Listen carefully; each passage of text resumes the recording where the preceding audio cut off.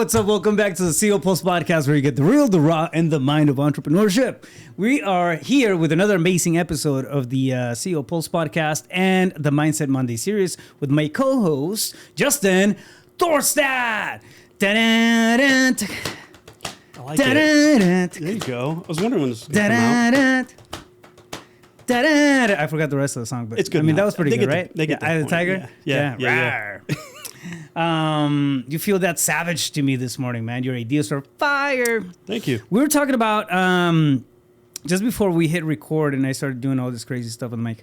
We were talking about the fact that we always look out or inwards, right? On the podcast, we're usually trying to bring awareness into the self and holding ourselves accountable for things, right? And more than anything else, I guess, bringing light on into all that stuff.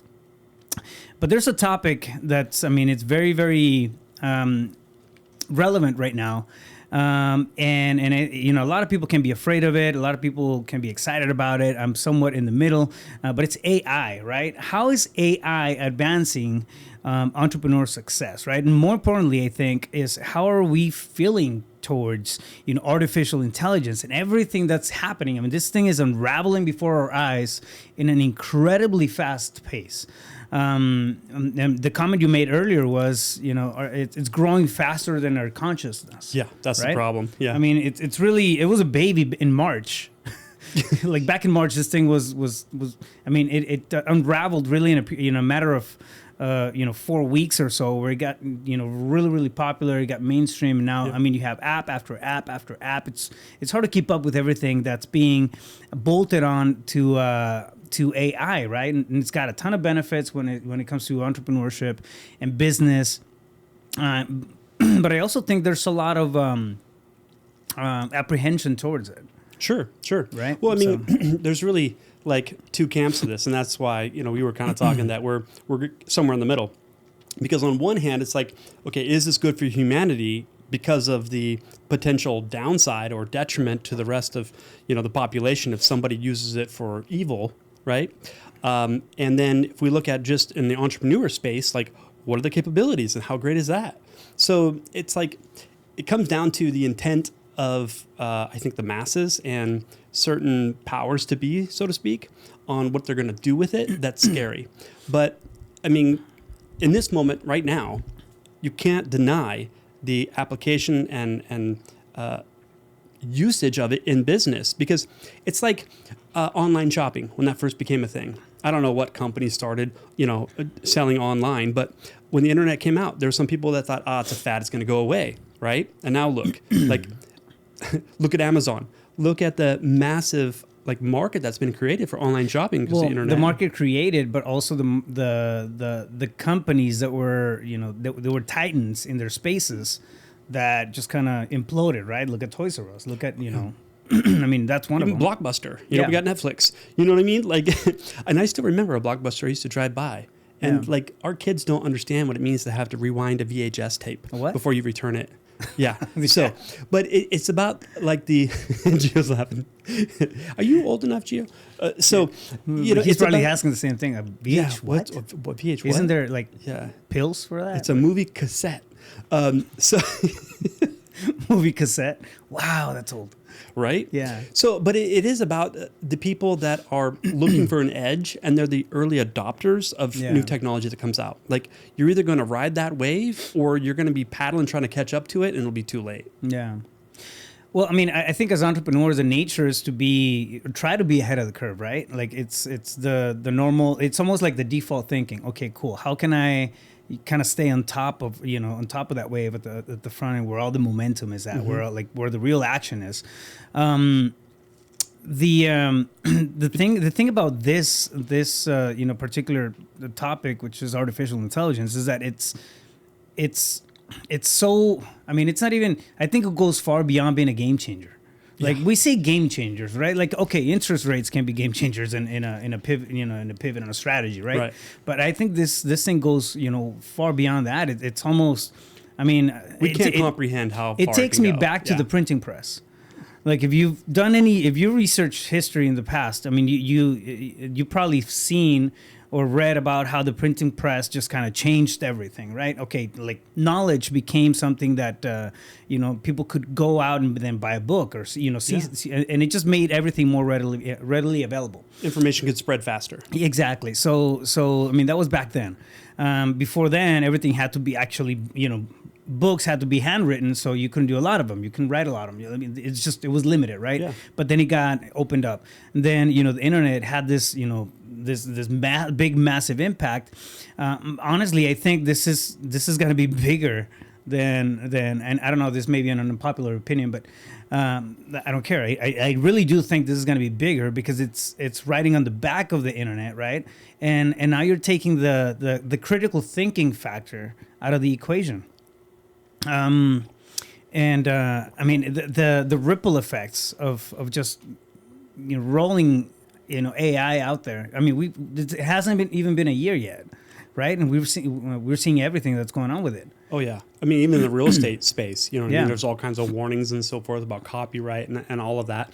And it's like, look, first and foremost, whatever your stance is on AI, all we're talking about is really, since it is here, what are you going to do with it? Yeah. How are you going to apply it and use it to elevate, scale your business, your message, your voice, and use it to your advantage while it's here, because it is. And so to ignore truth is the definition of ignorance. It's like you don't have to adopt it. We're not saying that. We're just saying that your competition is.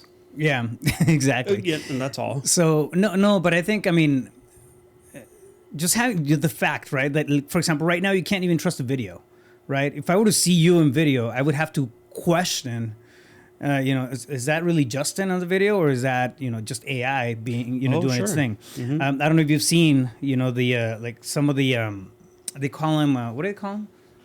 Deep fakes. Like deep fake videos. I haven't seen. Okay, cool. I've I mean, so they've done, a few, Tom Cruise is supposed to be talking and saying something, but it's not really Tom Cruise, some dude that's just kind of replacing the face, but everything's on there. Anyways, like, it's very advanced type of shit, right? So what I'm saying is that this opens up a lot of opportunities, right? To work easier, I think. I don't want to, make this whole thing, put a whole, an evil connotation on AI. I think it's really in the eyes of the beholder and the power, that can be, drawn from it, right? But I also think that critical thinking is going to be even more important than before. 100%. I mean, we see it, like, critical thinking is, it's almost a luxury, to some degree, right? There's a lot of things that especially with the younger generations and whatnot. I mean, there's so much that's readily available on the internet. You don't really have to question too many things. All you go is and ask. Even if it's something that you would have to give it, 15 seconds of thought, just easy to go, ask Siri about it, right? Yeah. But now with this, I mean, I think the capability of getting wrong information is going to be huge.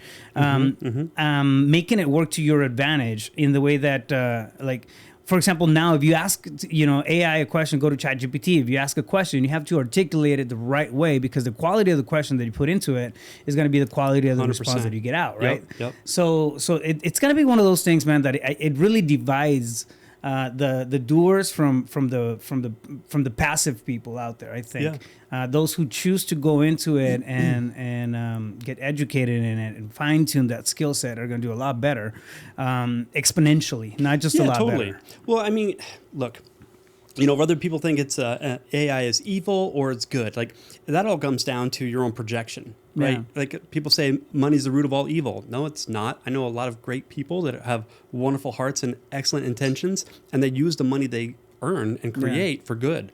So that's not true. So AI is not evil or good. It depends upon you, the one using it, and what are you using it for. Yeah. And so, but what you said about, like, I mean, if you look at it now, like, whenever I have a technology problem with my phone, my internet, my TV, whatever, like, my kids are the ones that fix it. Like, they just understand that stuff so much better than I do, right? Kids from the 80s.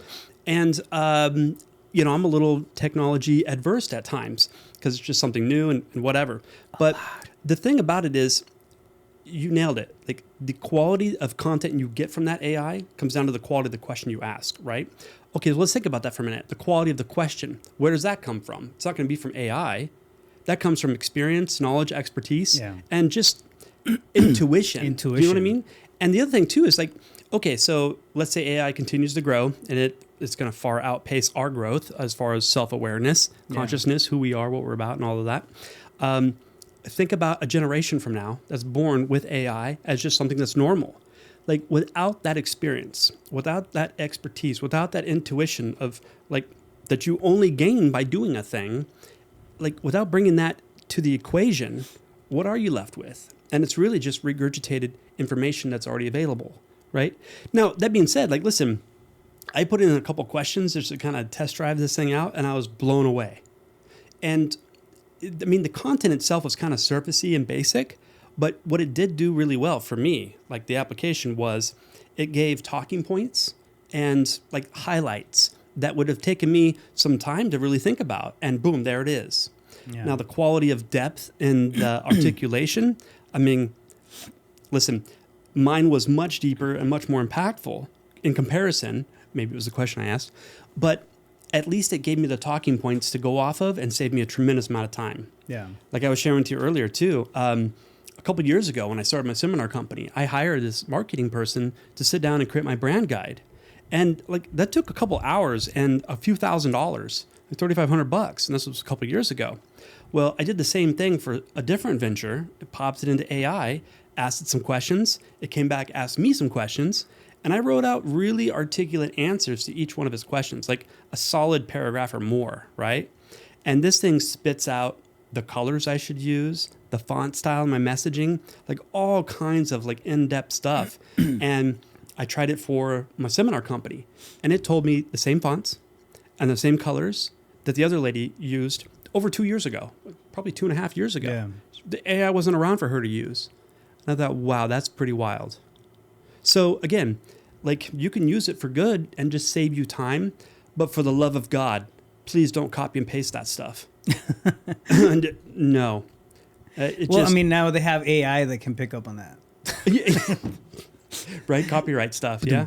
Yeah. See what I did? And maybe it'll be a good application for school and teachers can use it to, scan and see if people are, plagiarizing. Yeah, I showed ChatGPT, and this is, I don't know, like a month after it came out, I showed it to my son.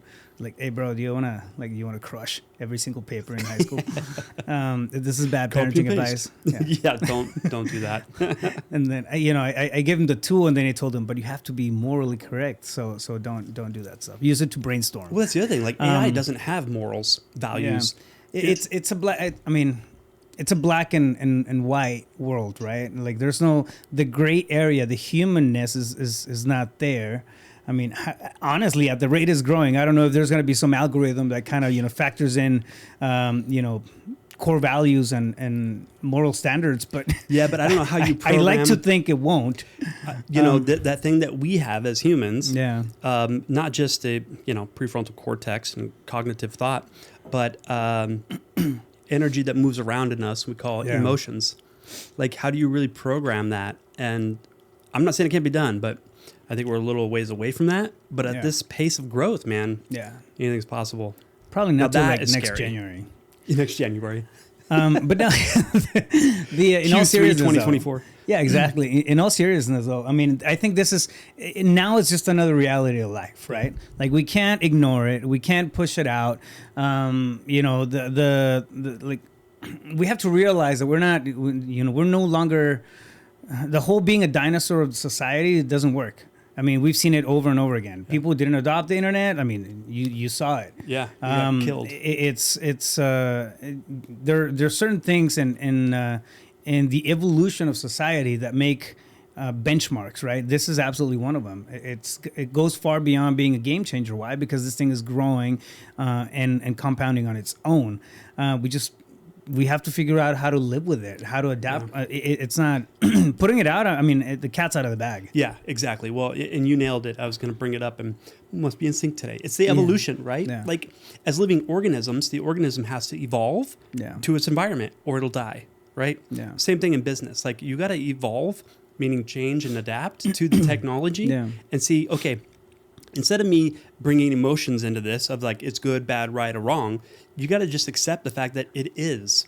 And so how can I adopt this? how can I use this to my benefit, Yeah. so long as legal, moral, ethical, and use it to save time, to have a checks and balances. There's all kinds of applications for it. And so, I guess what I'm saying is if people are resistant to it, like it's some kind of evil thing, okay, cool. You can identify with that. And I'm not saying that's wrong, but it's not going to work for you.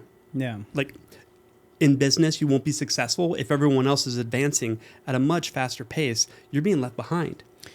I have, and that's 100% true. I had a podcast on a couple of days ago with a really good friend of mine, Batch. He's Jesse Burrell. He's the CEO for Batch Services. It's a data company. They've been growing like wildfire over the last 3 years, and they're really good about staying on top of that innovation. Edge, right? Like looking for things to get better and improve. And I mean, it's incredible what they've done in a matter of 4 years, 5 years. And grown exponentially over the last 3. They have an entire division dedicated, and this is a company that grew and right now they're at 250 employees, and they became kind of like a standard in the industry for data. They're really good. But they have an entire division dedicated for AI or to AI, not because they know how it's going to work with their business, but because they're doing research on how this thing's going to work on their business. You know what I mean? Yeah. So it's a lot of it. It's not even it's understanding that the importance of doing things like this is there. As entrepreneurs, we have to roll, I guess, with the punches, right? And we have to be, smart about how we go about it. If we can't figure out how to make it work or how to, plug it into the business, all right, cool. Who not how? Who can we reach out to that's already, playing in this space? Can we create partnerships that, perhaps, help us understand this a little more? The fact that companies are already doing this.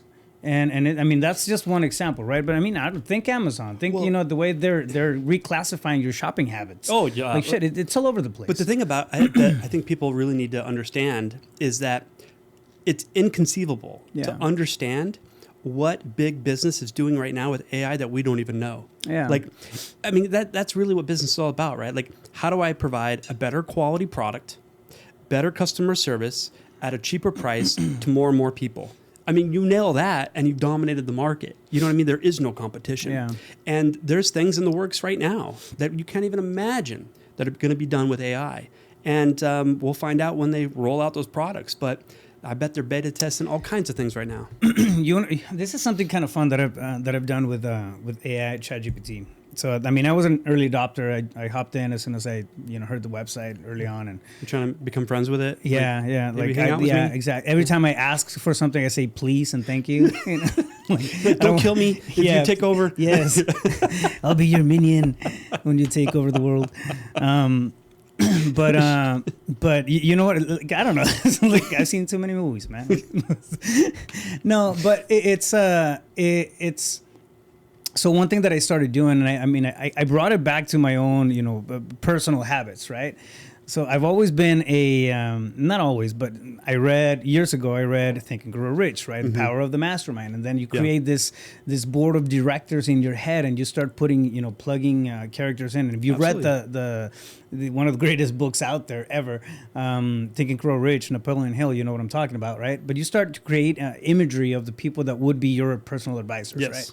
So of course, one of them is Tony Stark. Like in my mental, like, okay, what would Tony Stark do? What would Iron Man? I don't know. You pick your characters, right? No, that's definitely relevant. It becomes, and it may sound silly, right? But it becomes a matter of perspective, right? So this is something that I was doing on my own, and then whenever I have an issue, like one of my critical thinking processes is going back to this table of people, and historical characters, some personal characters as well, people that I've known through my life, and asking the question, what would they do? What would they do, right?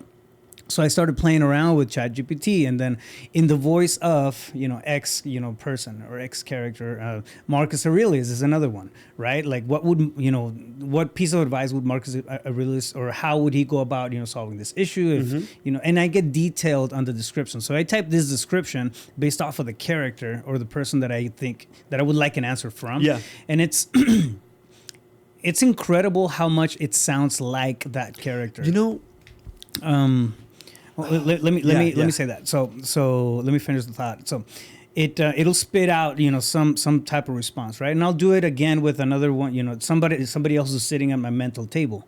And then next thing you know, you have multiple perspectives, but it's kind of like going out of your brain and doing this exercise. And this thing is pulling data from books and scriptures and just searches and, everywhere, right? Yeah. Exactly. So it's going to be a more substantial response than whatever I can imagine that person would sound like based on the amount of context that I have on them, right? So what it does, it really sparks my thinking juices when it comes to creative thinking and critical thinking. Right now, I have different perspectives.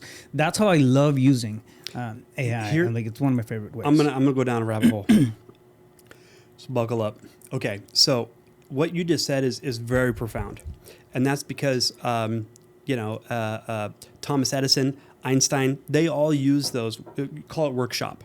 You go into your imagination, mental workout. Yeah, and you have this board, so to speak, board of directors, and you pose this challenging question, and there's something very deep and profound about that. And I'm not going to even attempt to really explain it because I'll just botch it. But what I do know is that it works. It's like electricity. There's a theory of electricity. Nobody really understands how it works. Google it. And so we don't say, well, I can't turn on the lights because I don't really know how electricity works. No, that's BS. You go flip the switch. You don't need to know how it works. You just need to know it works. You can flip the switch. Yeah. And so here's the problem that I see. First and foremost, I didn't know I didn't think of that as an application. You never shared that with me. So thanks a lot. You're welcome. That, you can basically get that information quicker. Yeah. Now, here's the other thing. Remember when we were kids, we didn't have cell phones, even before beepers. A lot of people don't even know what the hell that is, right? Beeper? Beepers Remember? Used to go like beep, beep. Yeah. Beep, Somebody beep. would call your beeper and Beep, you're beep. all important, because you can see the number, call. Yeah. Okay, so. Then you had to find a payphone to call that person back. Yes. Now. You had a beeper because you couldn't afford a cell phone. Hey, we had a car phone when I was a kid. That was dope. So. We're talking about real car phones. Yeah. Yeah, it had a cord and everything. Yeah, we weren't allowed to use it because it was like $1 a minute, It had a cord and everything. Yeah. What's a cord? Anyways, where was I? Basically, do you remember your home phone number when you were a kid? Yeah. Yeah, why? Because you had to say it to everybody and you had to call it yourself and you had to recall information, right? We don't do that anymore. It's all about instant gratification. How do I get what I want right now? Yeah. And the problem with that is I believe that the majority of the collective is going to start pulling away from actually utilizing not just their brain and neuroplasticity and recall and memory and all those wonderful things. And if you don't use it, you lose it. But the most important thing that we possess, in my opinion, as human beings is consciousness. It's the ability to have that metacognition of imagination. And when you go into the workshop, or whatever you want to call it, and you talk to the board of directors and you pose a problem and you let them sit with it and you go back. Do you ever get answers? Ever? Yeah. And their answers you never would pop into your awareness. Yeah. Yet you can download that information from the ether, so to speak. There's a source, whatever you want to call it, God, universe, spirit, to each his own. Yeah. There is a life force, a source that's omnipresent at all times. And our ability to connect with that is what makes us so different as human beings compared to the rest of the living organisms, I believe. And if you don't use that and you don't polish up that connection, you're going to lose it. And then so I think it's just going to lead to the more numbingness and downplaying humanity, and people can be controlled and whatever. It's not going to bode well if people keep just jumping on with technology and utilizing it and not remembering that we already have higher mental faculties. This is to complement that, not replace it. Because if you do that, that's a problem. Well, I mean, more important than ever, right? The power of meditation, the power of self-awareness. I mean, the stuff that we keep, going. The things that advance consciousness. Exactly. Keeping that in the forefront of things, right? Understanding that everything else is going to be thrown at us, and these are tools. These are great things that we can.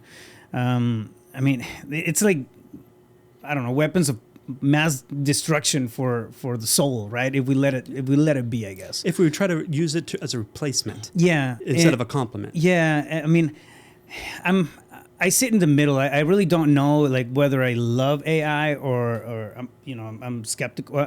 I'm skeptical of it, but I don't know if whether to love it or hate it. Right? I don't know enough about it yet.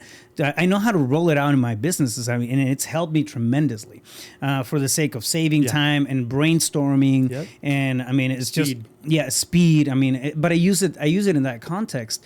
Now the stuff that I see can be done with it. I mean, it's incredible. It's crazy, right? However, I'm not pushing back on the fact that it's already here. It's something that's not going to be, we can't put this in the bag again. Like it's out. Yeah. And I mean, finding ways of rolling it out and living with this, type of technology, this type of power out there. I mean, it's crucial, right? It's critical. Totally. If you want to stay afloat, like you just got to jump on the ship. And I'll just say, like, I'm neutral with it. Like, I'm going to utilize it as a tool, not as replacing my consciousness. Yeah, but you know why? But let me finish this one thought. Like, if you love it or hate it, think about that. If you love it, what happens when you love something? You cling to it, right? And if you hate something, you resist it. So either way, you're blocking yourself, and the middle ground is just acceptance. This is what is.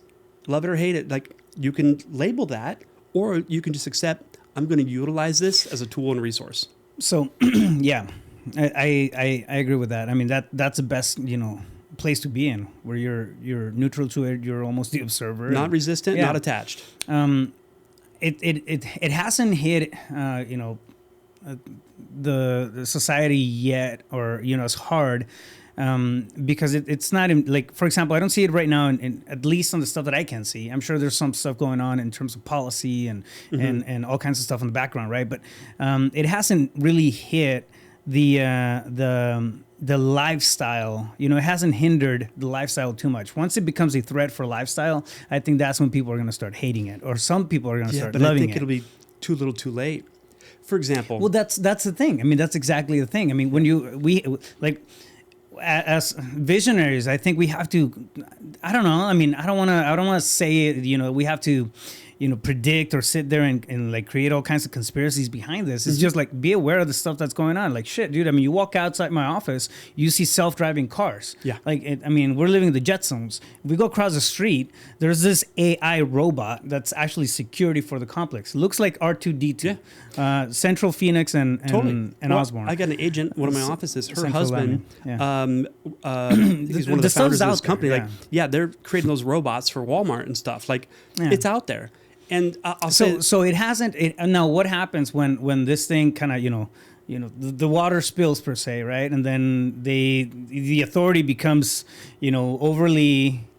You know what I'm saying, right? Like they actually become, they start infringing on people's lifestyles. Again, it's going to advance faster than our consciousness. Where traffic rules are changed because of AI vehicles out there and self-driving stuff. I don't know. I feel like right now we're at a stage where it hasn't really had that big massive impact in terms of lifestyle. It's already impacting, don't get me wrong, it's already impacting in a lot of different ways, but I feel like this thing's gonna grow, right? How do you stay on top of it? Just think about that, give that a second. Here's one solution, and this is super scary. Neuralink. I don't know if anyone's heard of that. Google it. And who do you think is in charge of Neuralink? Now let me tee up what it's about. It's a chip they implant in your brain, and it's designed for you to connect to all the information that's available and recall information instantly instead of having to use memory. And that would be no other than Elon Musk. Like, it's already a thing. But here's the deal. Cool, like, again, this technology is picking up speed at an exponential pace. We're not, because we're a massive biology. So I guess what I'm saying is, like, what's your practice to stay mindful, to be aware, not attached, not loving, not hating, not resistant, but just accepting of what is, and how do I utilize this? What's your practice to stay human and not get caught up in, the noise of it? The reality of it all. Yeah, I guess. It's a great question. Yeah. You got to go back to exercising those faculties that only we have that computers don't, at least yet, right? Like intuition, memory, reason, it's important. And for example, I just met this lady several weeks ago. We've had a lot of sit downs. We're going to do some seminars together and so forth. She just published a book. It's on Amazon. It's called quantum living, moving at the speed of life. Like our lives are unfolding and growing so fast. It's like, how do you keep up with this? But let's think about it. In the quantum field of infinite possibilities, like there is no such thing as time or space. Everything is omnipresent. How are you working with that? How are you tapping into that and bring something from the ether into its physical manifestation? Like, the truth of the matter is most people that don't even agree with what I'm saying right now have had an experience of that in some form or fashion at some point in life. Well, how do you master that? How do you go from like, oh, I heard it's possible, to initiating it to the point where you can truly, literally create people, situations, circumstance, events in your favor? Or conversely, on the other side of that, like there's people that so negative, so victim, that they always have something to be negative about and victim too. And they have a hand in co-creating that. They just don't realize it, right? Like, so whether it's positive or negative, if you want to label it that you've manifested or created, you have a hand in this. And so I think this kind of information is so much more relevant right now as technology is elevating at such a rapid pace. Like, how do you be with it? How do you stay present? Yeah. I mean, how do you stay true to... how do you stay human? I mean, like it really comes down to that, right? Be a good human. It's one thing that we hear all the time, we say all the time. Right now, I mean, there's a lot going on. I mean, it's easy for people to get overwhelmed. It's easy for us to feel like we're behind the curve on a lot of things, on production, on like the next new thing that comes up. Like how do we retain that mental peace, right? Knowing that there's all this stuff going on around us. And it's really not about ignoring the world, right? We can't, as entrepreneurs, we can't ignore everything that's going on. Why? Because we're not going to progress. We're not going to move forward if we do.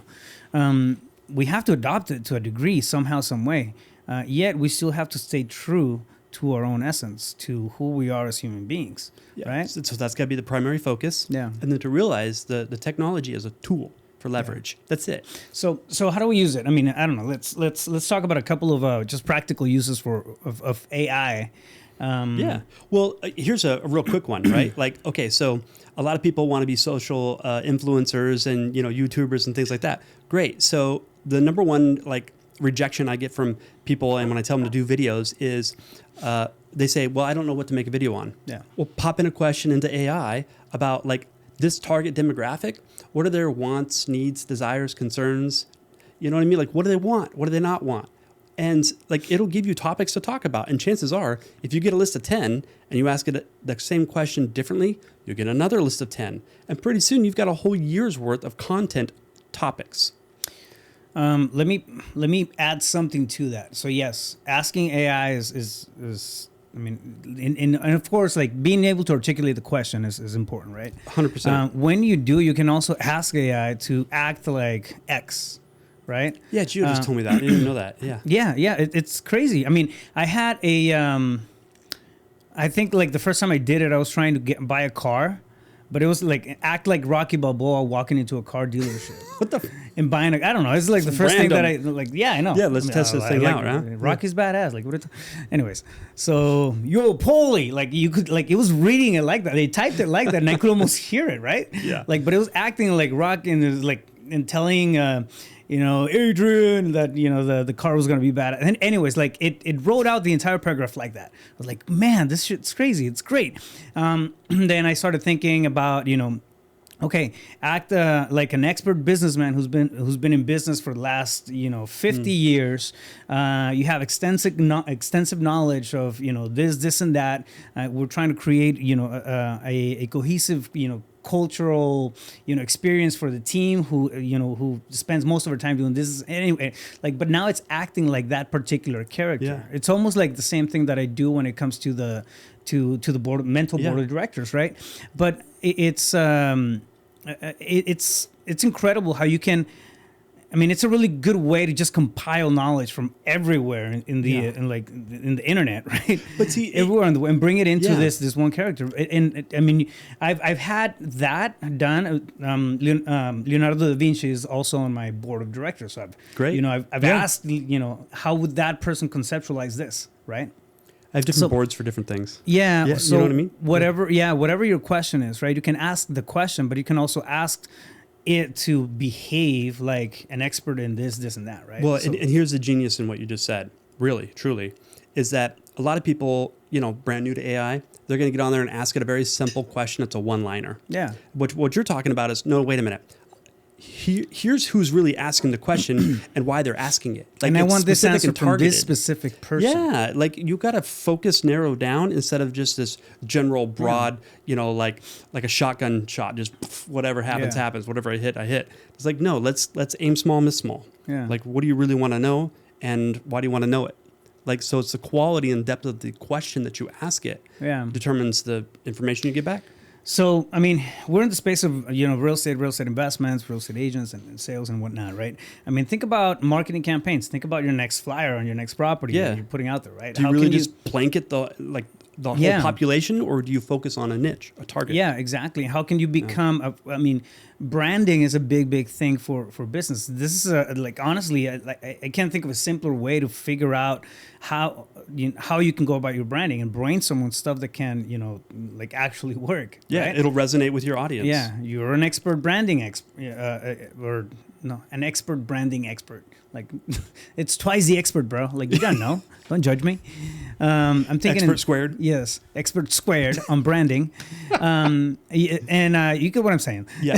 So I don't know. I mean, and take that a step further, right? Think about new systems, new services, new ways to stimulate your existing clientele. Yes. How can I re-engage people who haven't engaged with me in months, right? Well, it's the ethos of it. You have to know your audience, right? Yeah. And what does that mean, know your audience? Well, again, knowing what do they want? What do they not want? Yeah. And what's the messaging to that specific audience? Like, because if you don't focus and you don't niche down, like you're just appealing to the masses, like that's such a low conversion rate. It takes a lot of energy, a lot of effort, a lot of finances. Instead of, no, I know exactly who this message is for. Yeah. And like you're gonna hit your target more often. Yeah. So one way of that's one, and then another way I like to play with it is by reverse engineering. So if I have an end goal, right? Like I know what I want, or I have an end product or something like that. I'll ask a question, and then I'll ask a second question based off of the answer of that. Yes. Yeah. So I'll reverse engineer until I get to a point of starting. Yep. But yeah, there's so many different ways, and like honestly, if you sit back and think about it, it's not like that stuff is not that complicated. It's not rocket science. However, it can be absolutely be game changer in the way that we do business. Yeah. Well, here's one good quality about what you're talking about. Like you ask it a question, it gives an answer, and you upgrade your question, right? That causes you to think, critical thinking skills. You know what I mean? Like to sit down and hash that out. But the speed at which you're able to move through asking more elevated questions with the content you get back is far greater than, in my experience, when you're solo, than if it's just brainstorming off somebody else. Yeah. That being said, I've had some wild experiences, even in our masterminds, where, one mind and one mind equals three. 3 minds. You know what I mean? Like there is that synergy. But most people don't have access to that. Or they don't think it's possible, or they think it's woo-woo, so they don't give it a shot. Yeah. But like, there's something to be said about that catalyst, that synergy that happens in a mastermind. And so if you don't have that, turn to AI, but also maybe you might want to ask it how you can build one. Because, Napoleon Hill, the power of masterminds, man, it's something incredible. And there's no technology involved in that. Yeah, so 100%. Those are just a few thoughts on something that's very relevant, it's very current, and it's something that you absolutely have to jump on if you're an entrepreneur, right? Like, or get left behind. Well, one of the two. I mean, pick your lane, I guess. But it's something that's the cat's not gonna go back in the bag. No, it's out there, and it's helping a lot of businesses. I mean, it's not like it's we've all seen Terminator. We're not there yet. What's that one with the Will Smith, iRobot, or something like that? Yeah. iRobot. Yeah. Is it? Yeah, I think so. Yeah, they know. Anyways, so again, like the idea behind this whole conversation, right? It's not like we're AI experts. We're not. We just have a shit ton of questions, just like the rest of you guys. Mm-hmm. We're seeing some stuff. We're playing with this to a degree, which I think is very realistic for operators and modern day entrepreneurs. I mean, we don't have these entire departments to dedicate to AI and brainstorm innovation with, after we don't, right? We just have a bunch of questions. We'll use whatever resources we have out there. The reality, though, is that it's easy to get caught up in that space, in that world where I want AI to do everything, and lose the essence of why we're in business in the first place, right? Are we, trying to help? Are we trying to empower people? Are we trying to, leave, a mark behind, right? I don't think it's something that we can just absolutely leave up to AI to do for us. Of course not. However, it's very, very smart, and I think it's the right thing to do, to think about how we can roll some of the efficiencies of AI right now into our businesses. Think about marketing campaigns. Think about outreach. Yeah. Think about how to improve your processes and your systems. I mean, it's like that alone will increase the bottom line and everything Totally. that you have. So. Well, as an entrepreneur, we are in business for profit, period. Like it's, unless you're running the Red Cross, but even then, so it's for profit, right? And there's a couple different ways to create profit. One is decrease expenses with the revenue already coming in. The other is to increase revenue, or both, right? Yeah. And so like with AI, could you streamline processes? Could you cut what you think it's going to be required to scale, like hire X amount of more employees? What if you cut that number down even marginally and you save on wages? That's one of the biggest line item expenses in business, right? Yeah.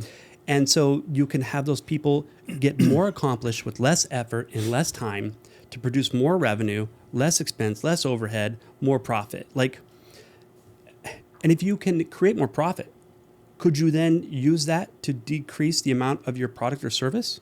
Yeah. And then now you're more competitive in the marketplace? Do you know what I mean? It's like, Yeah.